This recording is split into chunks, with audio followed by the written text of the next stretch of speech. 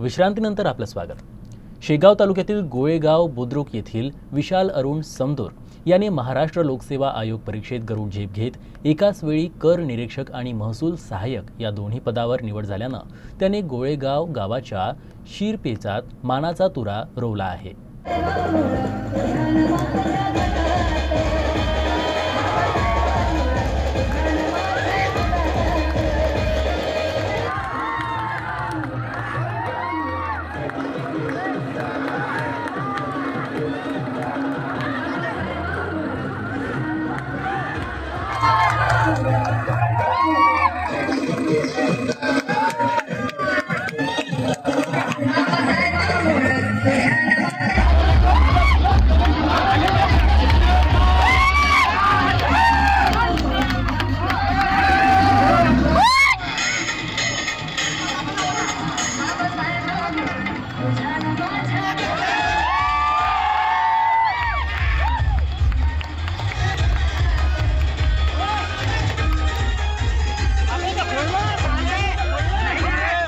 माझी MPSCद्वारे घेण्यात येणाऱ्या कर सहाय्यक आणि महसूल सहाय्यक या दोन पदावर निवड झालेली आहे।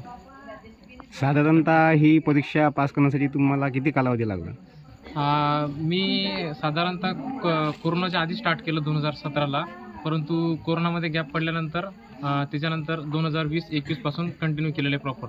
तसंच जर एकंदरीत कालावधी धरला तर मला 5 ते 6 वर्षाचा कालावधी लागलेला आहे। आता MPSC म्हटल्यानंतर साधारणतः मनात खूपच प्रश्न असतात खेड्या विभागातील मुलांना, त्यांना काय सांगाल आपण? खेड्या विभागातील मुलांना मोस्ट ऑफ द अडचण म्हणजे ही असते पैशांची। त्यांची पैशांची चणचण जोपर्यंत दूर होत नाही तोपर्यंत ते काही प्रॉपर पद्धतीने अभ्यास करू शकत नाही।